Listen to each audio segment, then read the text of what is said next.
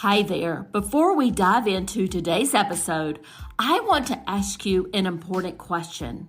Are you wondering why your hard work isn't reflecting in your bank account? If so, I've got something that could change the game for you. With my Digital Product Accelerator one-on-one coaching program, I'm on a mission to help entrepreneurs like you bank consistent revenue without sacrificing your time or sanity. Imagine shifting from 90% client-facing work to enjoying consistent revenue from your digital products, all while reclaiming your time. You already know that you don't need another course, and a one-size-fits-all approach isn't going to cut it. What you need is a strategic, long-term plan tailored just for you. So if you're ready to build the profitable, freedom-giving business you've dreamed of, apply to work with me by going to destinycop.com/apply. I cannot wait to learn more about you and your business.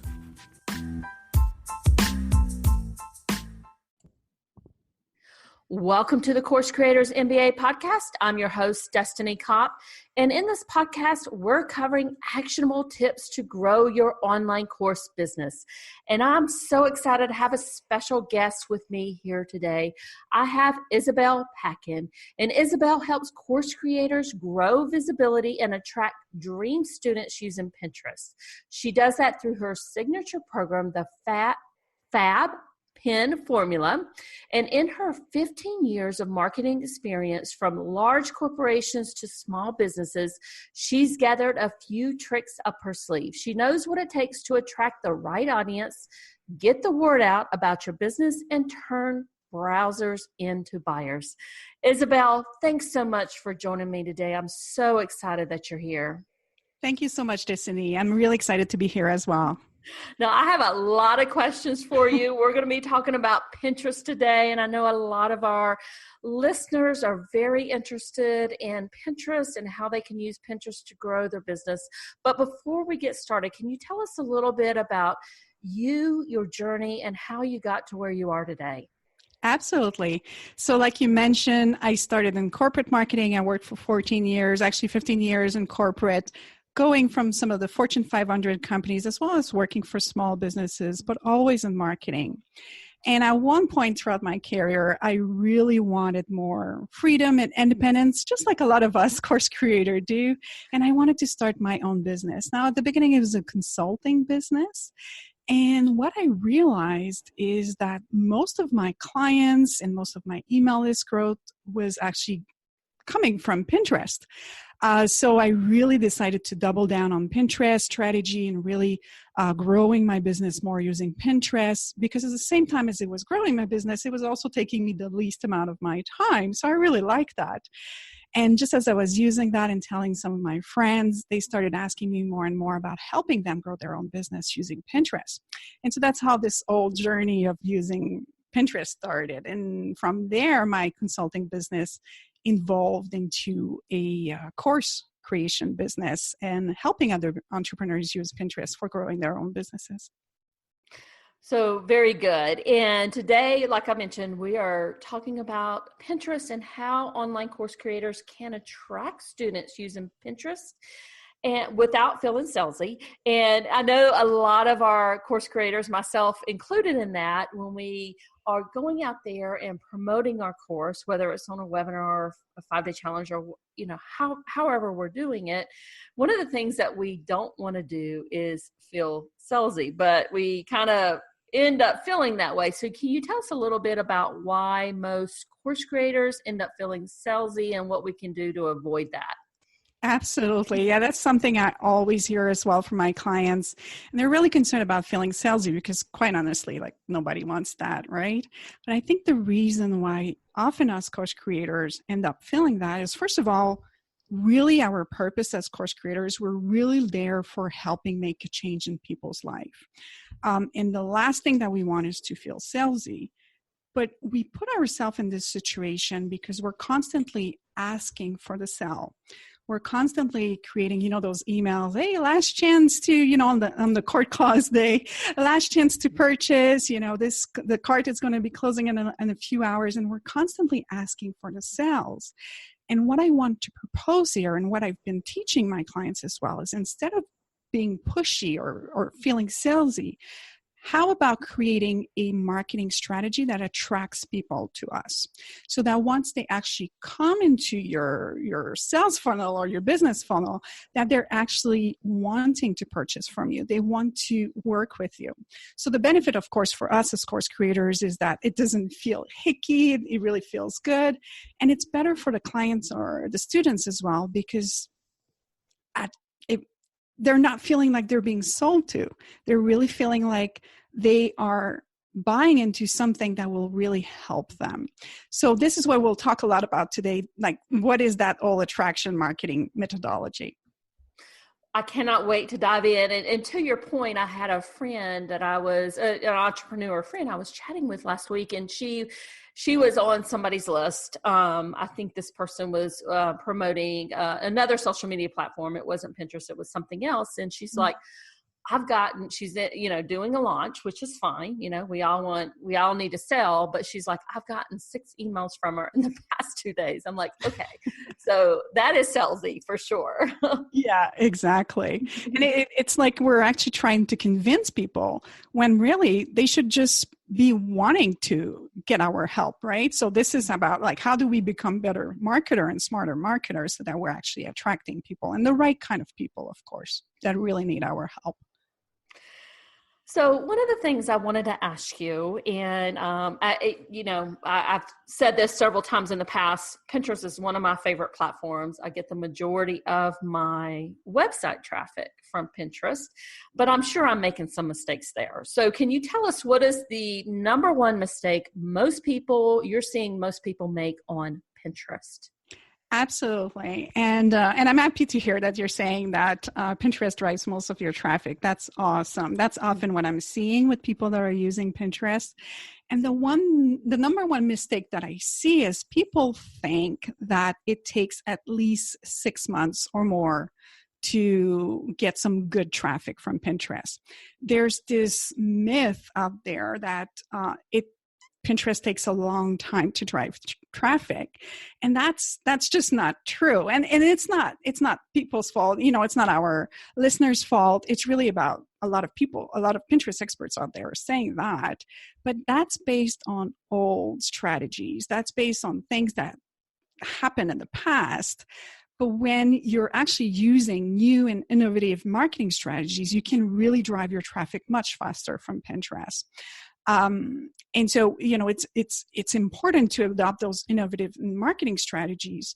I will allow you to grow your audience much faster, to grow your visibility, to grow your email list, and really make an impact in more people's lives, the people that really need your course, so that, first of all, for you, you can get out of that trap that we're often stuck in, right? When we're not growing our visibility fast enough, we just feel stuck. And when we actually start implementing strategy, we can really start impacting more lives. So there are ways to really drive traffic much faster using Pinterest. And that's what we'll talk also about today. So super excited about that. Yeah, I'm excited too. And I'm getting traffic, but I'm not sure that I'm actually converting that traffic into clients. So can you tell me, what is your favorite way out there for attracting clients using Pinterest? Absolutely. So I use a 4-phase approach, and I'll talk about each approach briefly and talk about the key points for each of those phases. But I love that you mentioned that you're attracting traffic, but it's not converting in sales. And that ties in so well with my first phase, the first point. And the first phase that I use is the attraction phase. And really what I see a lot of people do with Pinterest, and they'll start driving traffic to their site. They'll create a Pinterest profile. They'll start creating graphics. And then they'll say, well, my email list is not growing or not getting sales from it.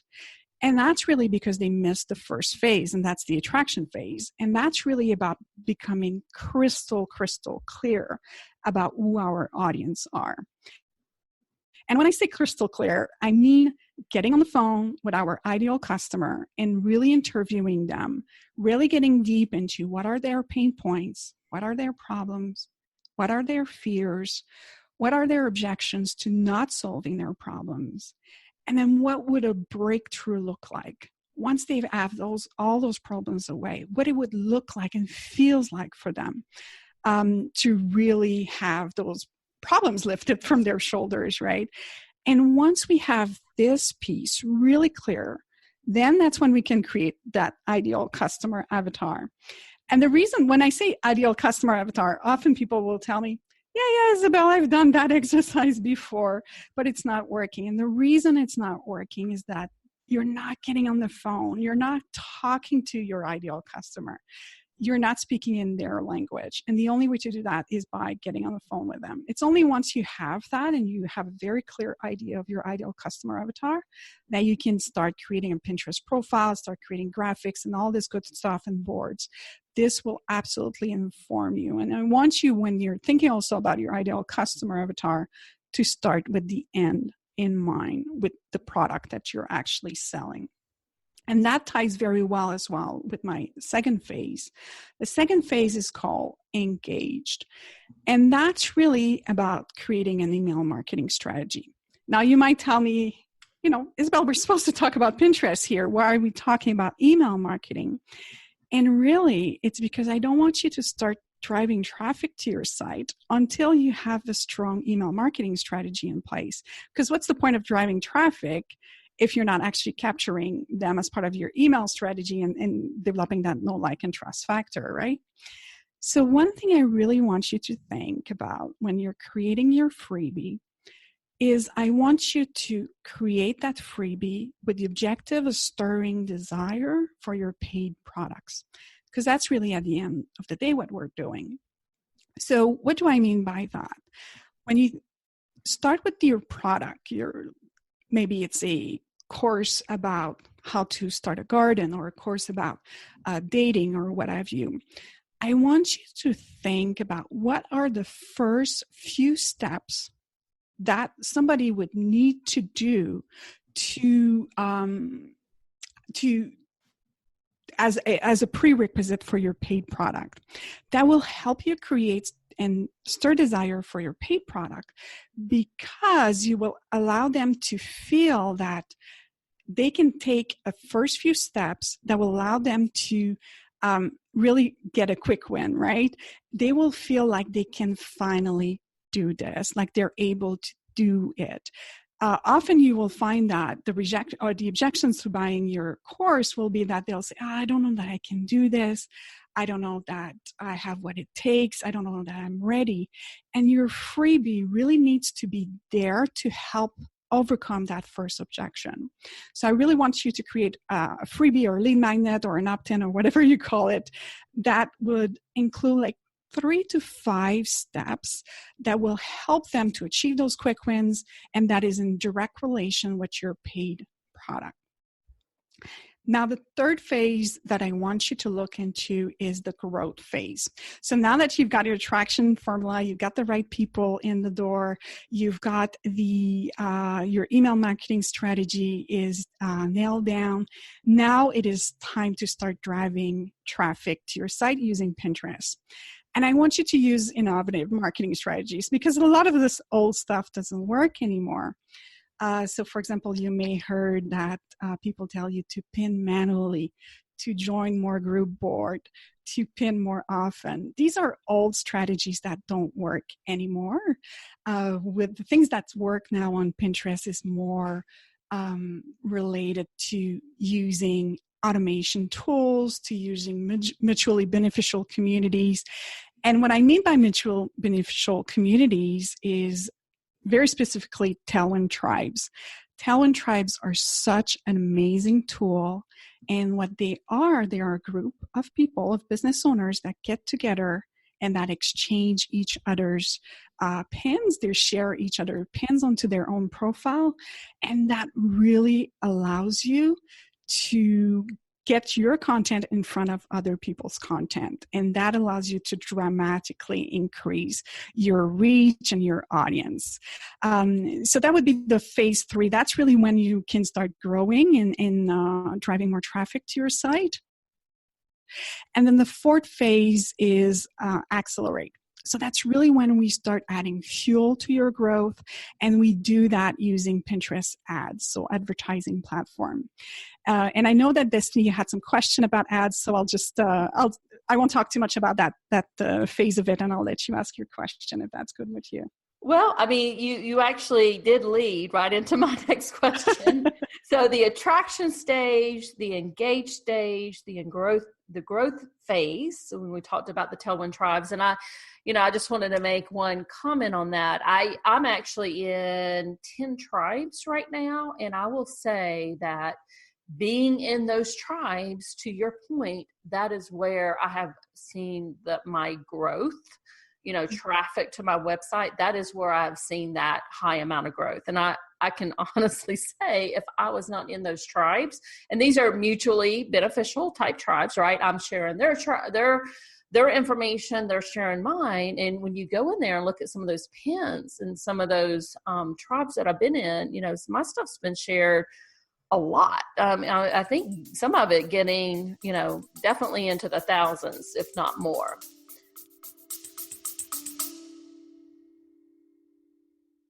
Hey there, Destiny here, and I'm the host of the Creators MBA podcast, and this episode is brought to you by HelloContent.shop, your go-to destination for content creation in your online digital product business.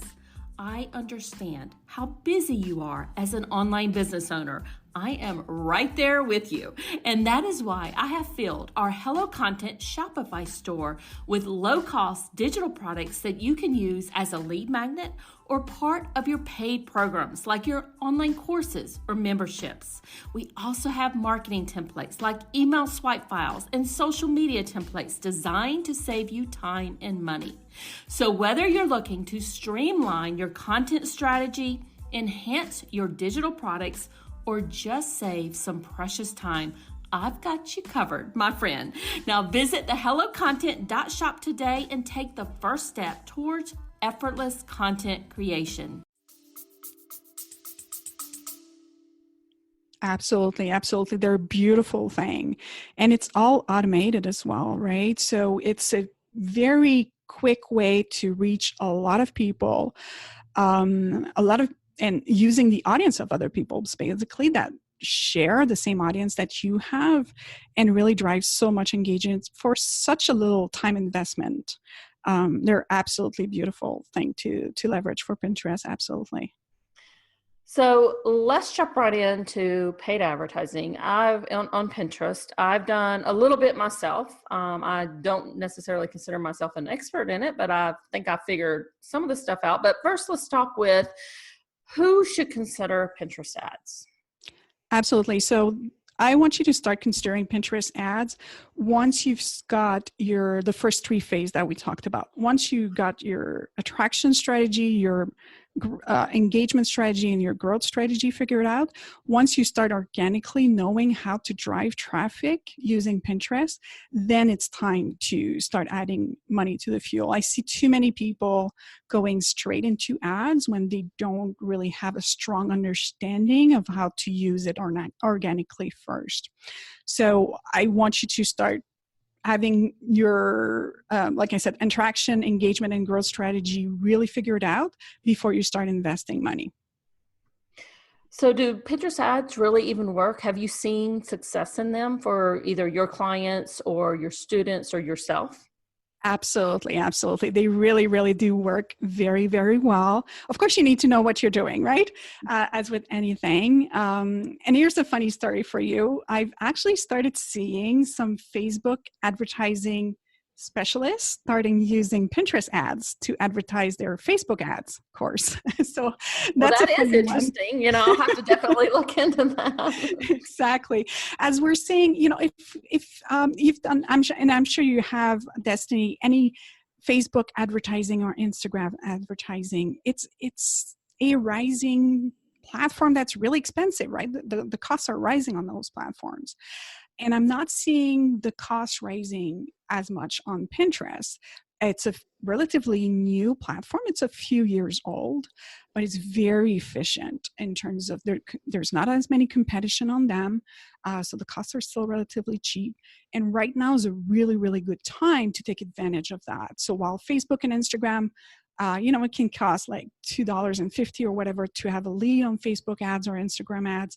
On Pinterest, it is not the case. What I've seen for myself as well as for my students and my clients, the lead acquisition costs on Pinterest are much, much, much lower. Very good. So tell me about mistakes that you might see people making with their ads. Can you give us some hints on maybe how to set them up and things to avoid? Absolutely. So what I'm seeing people making mistakes, especially, first of all, if you're using, there's just like you would see on Facebook and Instagram, there's like this boost button. On Pinterest, it's like a promote pin button. Do not hit that button. Okay, that's good to know. That is not a good thing to do because it's not an optimized strategy. The second thing that I see a lot of people make mistakes on Pinterest is they'll start driving engagement ads. Now, these what an engagement ad on Pinterest is basically you're driving you're driving repins, save, or clicks or close up, which basically mean either somebody saved it or they made the pin bigger, and you're paying for that. It's a very poor use of the platform. The objective that I recommend almost like 99% of the time is to use the traffic objective. So right there from the get-go, that makes it much, much easier. And the other thing also that I'm seeing a lot of people make mistakes on Pinterest ads is they'll start, especially I see that with beginners, they'll start adding and investing in ads without having a clear strategy before going in, without having a clear funnel.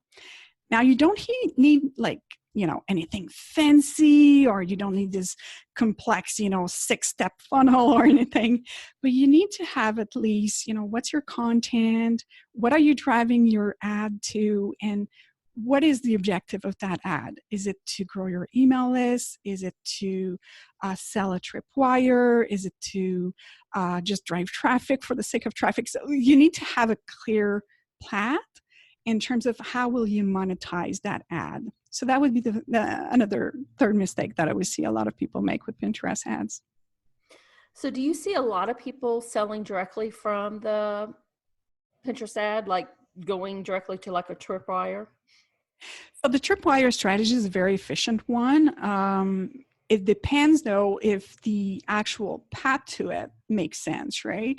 So does the content actually lead in a very kind of organic and effortlessly way into the tripwire that you've set up? Then that can be profitable. I've done that in the past, and it worked very well for me. I had a tripwire strategy, and that worked very well. But it needs to have a very clear link into both, right? So I'm seeing some people driving traffic to a piece of content, and then it goes into a tripwire that doesn't really make sense as a second step, if you see what I mean. Yeah. For sure. Mm-hmm. Oh, well, let's just say that, people listening here are like, Isabel, you have absolutely sold me. I definitely want to look at utilizing Pinterest to grow my online course business. So what can the course creators do right now to start using Pinterest to successfully attract students into their online course? Absolutely. So I have created a free Pinterest roadmap, and includes 5 easy steps to get started successfully. And because I want you to not waste any time trying to figure it out or doing it the wrong way. None of us were so busy, right? We don't have time to waste.